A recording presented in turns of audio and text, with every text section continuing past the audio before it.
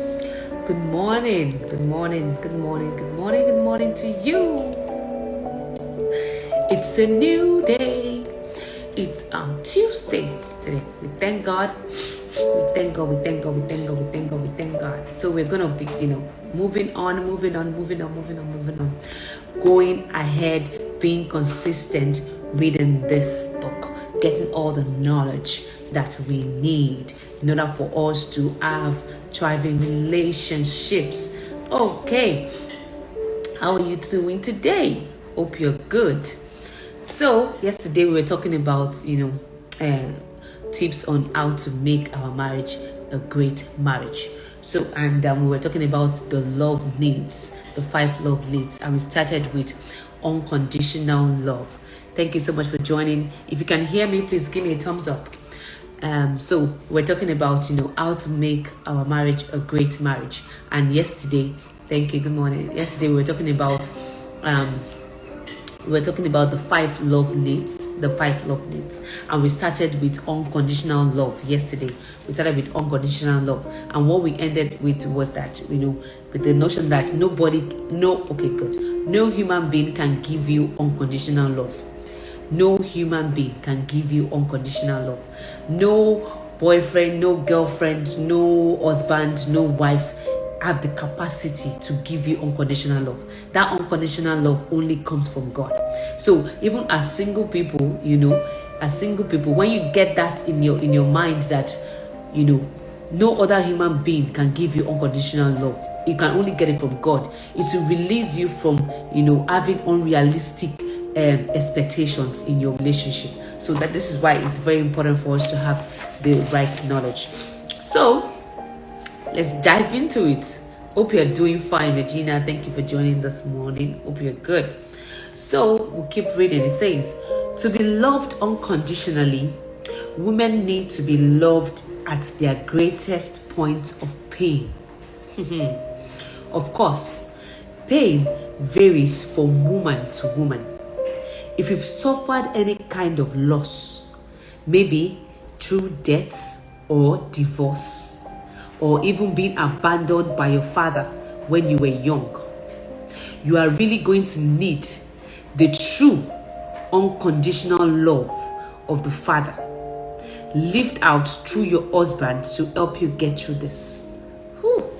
These are deep stuff. Sometimes we go through stuff in life, we go through some situations in life, and we feel like, we think that because we are still going through all the motions in life, we feel that we are okay. But these experiences, put some residue in our soul. Death, divorce, separation, not living in a home where there was a father present 24/7. All of those things can skew our soul, can put some, scar our soul. So, and he was saying here that, when we go into relationship or we're thinking of marriage, we're thinking of relationship, we might be thinking that, that husband is the one that's going to give me that unconditional love that I didn't have from the father, and I need that husband to live out this, to give me that unconditional love. Do you understand? To help me get through that. So how can a husband meet his wife's need for unconditional love?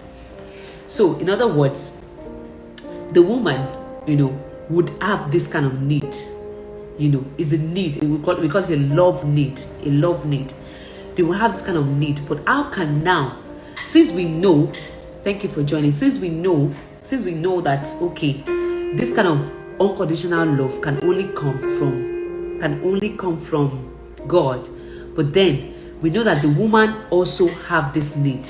So how, in the husband's capacity, how can he meet that wife's need? It says we need the assurance that we are loved just as we are. We need the assurance that we are loved. That's the woman now. If you're a man now, you go into a relationship, you need to communicate the love to the woman that, she's loved just as she is. She doesn't need to change. She's loved. She's accepted. She's loved just as you are. And that her husband will stick by her no matter what. Her husband will stick by her no matter what. You know, we also need our husbands to remind us that God loves us and to seek comfort in his love. Okay, we also need our husbands to remind us that God loves us and to seek comfort in his love. In other words, it's very important also for the man to know God, so that when the woman is having some, that you can see that they have some needs, you can always refer her back to God, and let her be assured that to seek comfort in God's love, that you are limited in your own kind of love that you can give to her, but you redirect. And that's why it's very important to have a relationship whereby God is at the center of that relationship. You can always redirect the person back to God, and then God in his infinite supply is going to supply that person with an undying, unconditional love. You see, and that's how that kind of love will be met. So I just read on. It says that after all, our true source of fulfillment comes. Can you hear me? Okay. Our true source of fulfillment comes from an audience of one, Jesus Christ. Women are usually connected to their husbands, their children, their careers, and the people in their lives. And as a result, they strive to be pleasers rather than to be pleasing. This is deep. Women strive to be pleasers rather than to be pleasing. But the bottom line is, you can't please everybody. Yeah. You can't please everybody. If you've lived long enough, you know you cannot please everybody. So when your life ends, there will be an audience of one, Jesus Christ, before whom we will lay our lives. Live your life, yes. Live your life for an audience of one, and you'll be sure to please God in whatever you're doing. And the thing is, it's so important to get this knowledge even at a young age like this. To set you free. It will make you, live life wholesome. You're not carrying unnecessary baggages. Trying to please everybody, trying to do this, trying to do that, all in the web of confusion and dissatisfaction. But when you get this knowledge early, in fact, it's so liberating. It's very important to have the right knowledge early in life. Live your life for an audience of one, and you'll be sure to please God. You see, our husbands also need to realize that loving us unconditionally is highlighted by their response to our failures or disappointments. So loving us unconditionally, can be highlighted by their response, the way they respond when we fail and when we are disappointed, when there are disappointments, you understand? Those responses are critical. And I would think that the same way we are expecting that, the way the husband responds, the same way the wife too would respond to the husband's failures or disappointment, I think is also important. I think it's two ways, It says those responses are critical. The first thing it says, after we've shared a particularly trying situation, will determine whether we fold or whether we rise above the circumstances. So when we failed, when we are discouraged, words like, I will always be here for you, or you never have to perform or earn my love, I love you no matter what, can inspire us not to give up. Our words are very important. Our words in our relationships is so critical. Our words in our relationships are very, very vital. Our words, oh God, as I'm saying this, I'm thinking to myself too.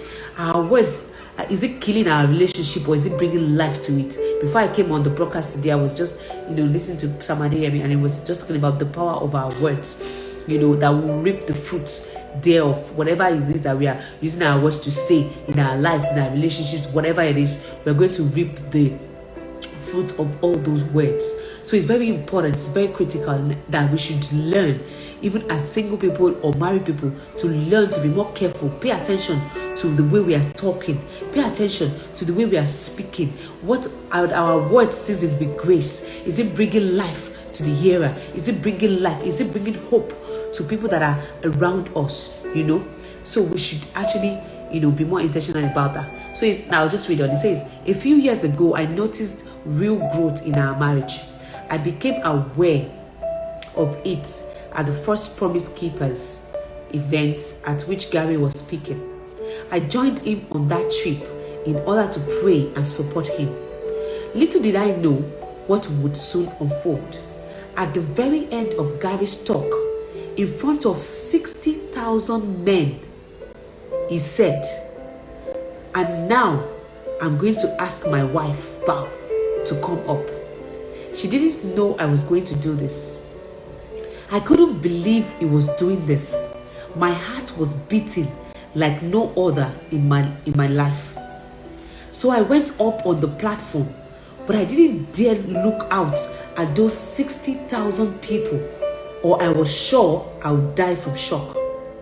As I sat down in the chair, he offered me. I could barely comprehend his words. Suddenly, he held a Bible above me. Then read from the Gospel of John. I heard him say, "No," said Peter, "you shall never wash my feet." John 13 verse 8. And I thought to myself, you're not going to wash my feet. Nobody's ever washed my feet. But that's exactly what he did. He bent down, and in front of all those men, he removed my shoes and washed my feet with his handkerchief. As he did so, he cried and asked me to forgive him. Wow. So that he could love me more like Christ loves him. Wow. Wow. In that moment, I realized that my husband really wanted to love me like Christ loves me. Wow. I can make mistakes. I can challenge him. And I can even drive him crazy at times. But his love for me will not fade. Wow. And in front of 60,000 people, my husband changed my life. It demonstrated to me, beyond all reason, the power of being loved. Loved like Christ loves each one of us. Wow. Wow. Deep. Deep, deep, deep. The power of being loved. The power of being loved. May we have more revelation of that, in our spare time as we think about this, or as we even go ahead in our daily lives to learn how to love one another, to learn how to love everybody around us. In Jesus' name. Because of our time, I'll keep going on. The second point, the second love need is emotional intimacy. Emotional intimacy. The second love need women have is emotional intimacy with their husbands. Once love is irrevocably established, how can a couple achieve deeper intimacy in their marriage? Not surprisingly, the men and women who were surveyed responded this way about intimacy. If at any point you have any questions, please, you can put it in the Q&A box section or put down your comments in the comment box so that we can talk about it for more clarity. So it says, not surprisingly, the men and women who were surveyed responded this way about intimacy. Men spelled it as X-E-X, which is sex. And women spelled it as T-A-L-K, which is what? Talk. Men communicated intimacy as sex, while women communicated intimacy as talk. So if for any reason they are neglected, women will withdraw from their mates. Perhaps it's been an especially long time since there was a chance to talk.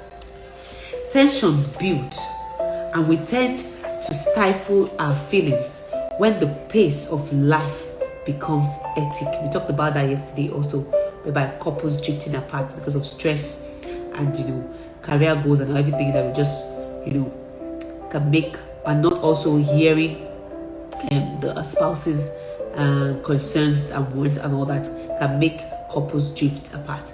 So if this continues, a husband and wife can end up as two strangers on living under the same roof. Very, very true.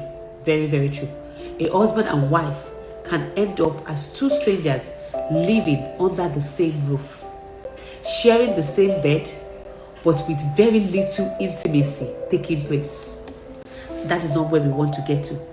That is not where we want to be. You know, it is in marriages anyway. Seasons like that occur, but we need wisdom to be able to navigate those seasons. You know what else happens?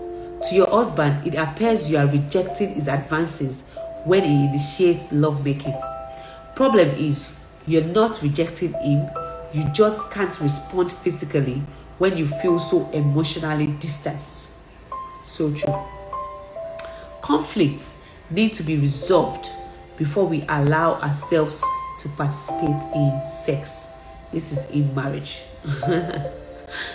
So, and if your emotional needs are not met, you become vulnerable. Relationship is actually very deep. Relationship takes a lot of work. Relationship is deep stuff. It's for mature people.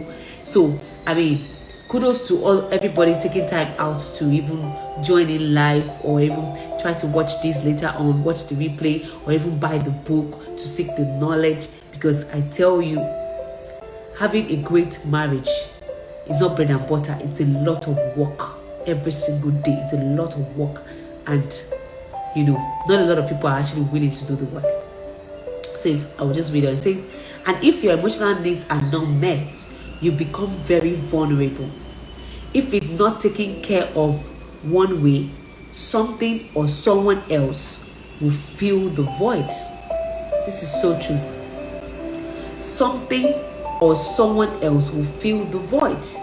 Maybe you fill the void through a career, or maybe you spend more time on your children or more time with your friends. But here's the bottom line. If your husband is not meeting your need for emotional intimacy, you run the risk of becoming involved with another man. And this is where infidelity comes in, cheating comes in for both parties. And this is the realities of our lives today. We need to start talking about all of these things. You know, these are the lapses that have already occurred in the relationship, and then things start happening, you know, because one way or the other, the void must be filled. So many times, your need for emotional intimacy can lead you down a road of destruction that is so subtle you don't even realize where you are headed. If your husband has wounded you in some way, if you are in conflict with him, if you're not committed to the relationship, if your heart has shut down, and you quit trying, then you are extremely vulnerable to another man's attention or affection. So true. In this frame of mind, it's easy to look at someone else's husband and think he's the ideal man. We begin to compare other men to our husband or to our spouse, magnifying his flaws and minimizing our commitments. So true. This leads to developing a relationship with other men we know, like our boss, a neighbor, or even our best friend's husband. Sorry for the background noise. We begin to sense a bond with this other man, where we begin to think in terms of meeting him or being with him. We are headed for disaster. If you are contemplating a future with a man other than your mates, or if you think you have a chance with another woman's husband, you are living in fantasy. You are living in fantasy. This is also for single people dating married men. Single people dating married men. Also, there are even some single men too that date married women. Also, you see, it says if you think that you have a chance with them while they are another person's spouse, you are living in a fantasy. If you really want a godly marriage and a great relationship with your spouse, you have to challenge these thoughts and fantasies. If there are areas of conflict with your spouse, you need to address them and walk through them together. But the point is, a lot of times, that men sometimes they don't like that. Oh, let's talk. We have something to talk about. They're like, what are you talking about again? You're talking about, well, please talk. You know, men. A lot of men don't like talking. Even walking through issues, they don't like it. So for single people, if you want to really have a thriving relationship, start learning how to have hard conversations. Start developing the skill to have hard conversations and tough conversations. Being able to walk through issues, being able to address issues and walk through them to find a solution, and to be able to agree together is a skill. It's a skill that a lot of people don't have. And for us to have thriving relationships, we must have that skill. Women are emotionally wired. As a result, we need to guard our hearts. Don't become captive to your emotions. It's critical that every woman know that the very man they are searching for is actually the one they are married to. Wow. It's critical that every woman know that the very man they are searching for is actually the one they are married to. Perhaps you've become emotionally blinded and don't see all that it is because it's hurt you emotionally. If I'm describing you or someone you know, there are some steps to take with God's help to resolve this. Ooh, deep. My God. Put in your comment. I want to hear what is on your mind from everything that I'm reading. What are your thoughts from everything that I'm reading and stuff? Like, what's on your mind?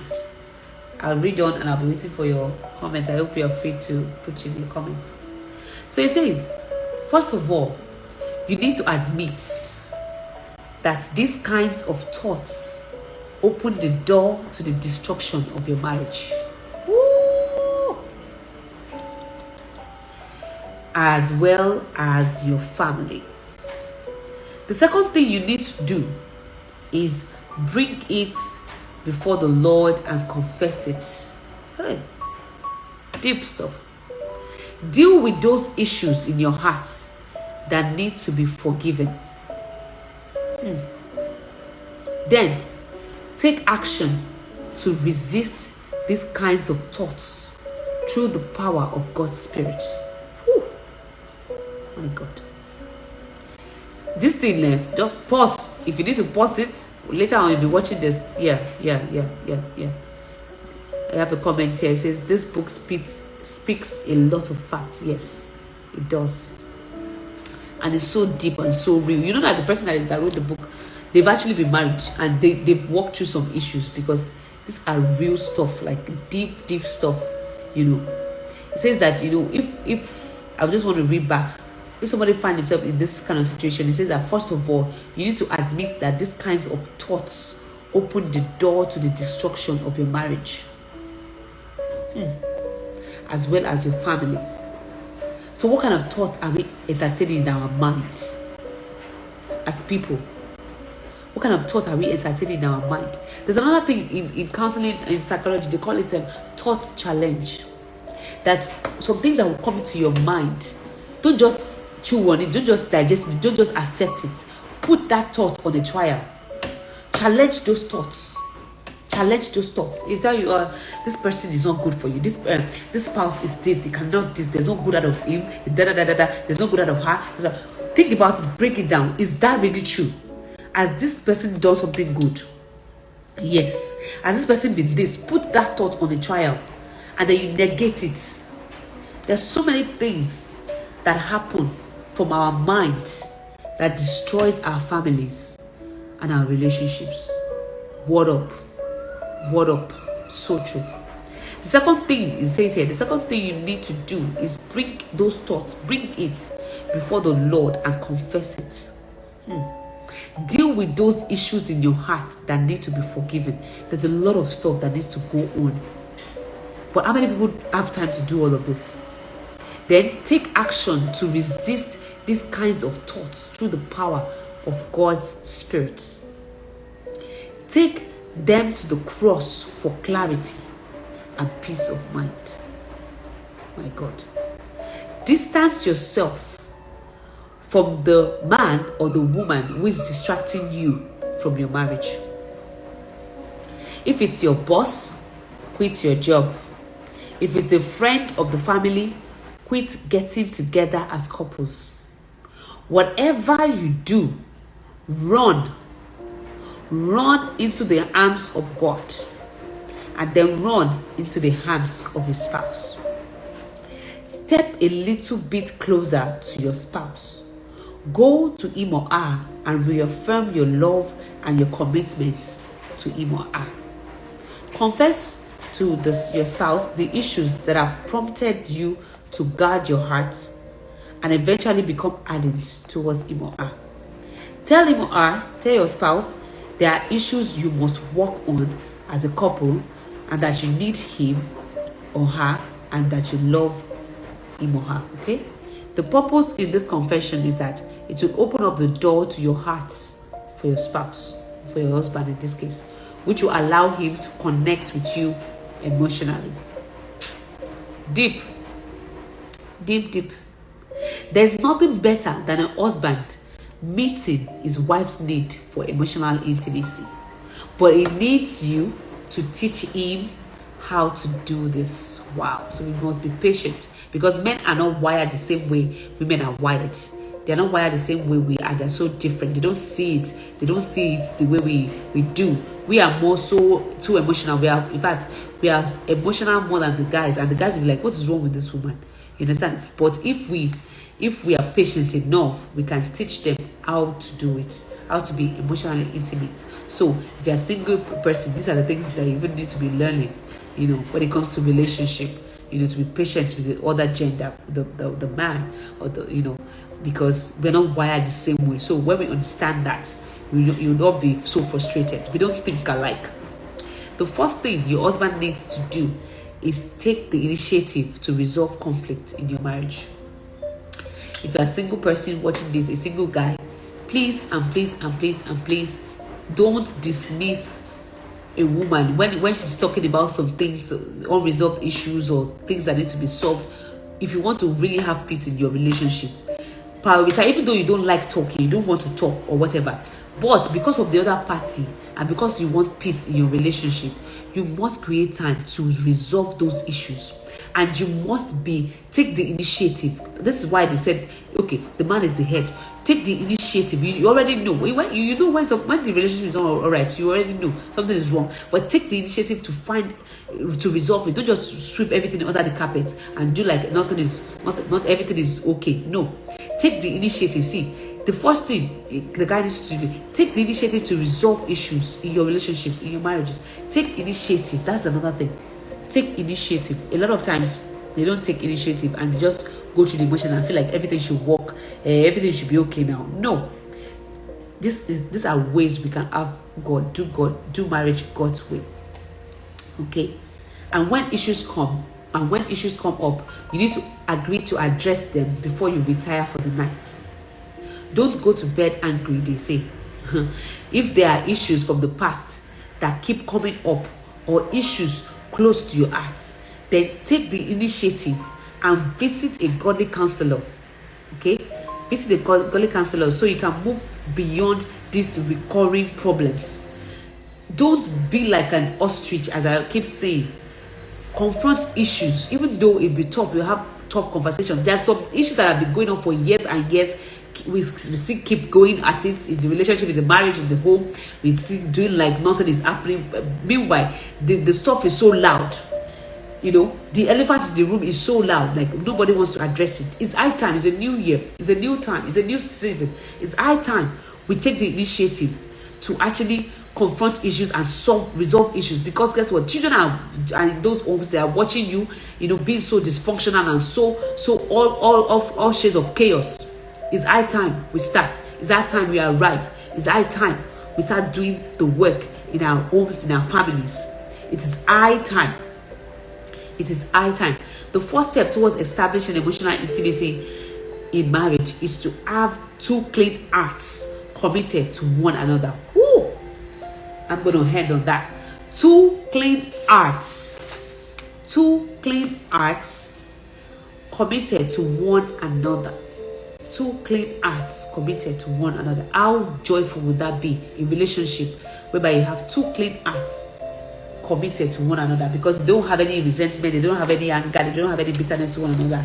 They've solved their issues, they're working together, joining together, committed under God to one another.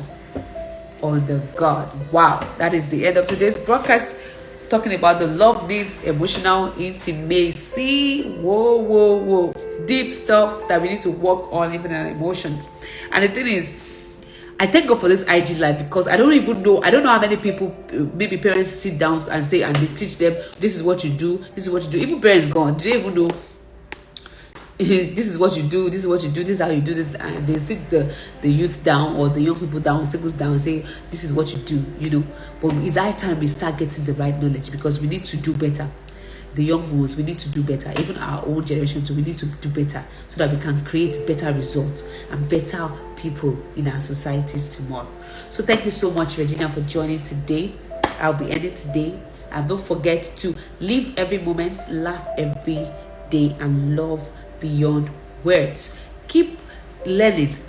Let's keep learning, and ultimately we'll strive to do the work in our relationships, and so that we can have wholesome relationships and awesome families, and do have the joy of marriage God's way. I remain Abiola. So thank you so much for joining today, and we'll see you tomorrow by God's grace for episode 17. Okay, enjoy your day and stay blessed. See you tomorrow. Okay, thank you for joining. Bye.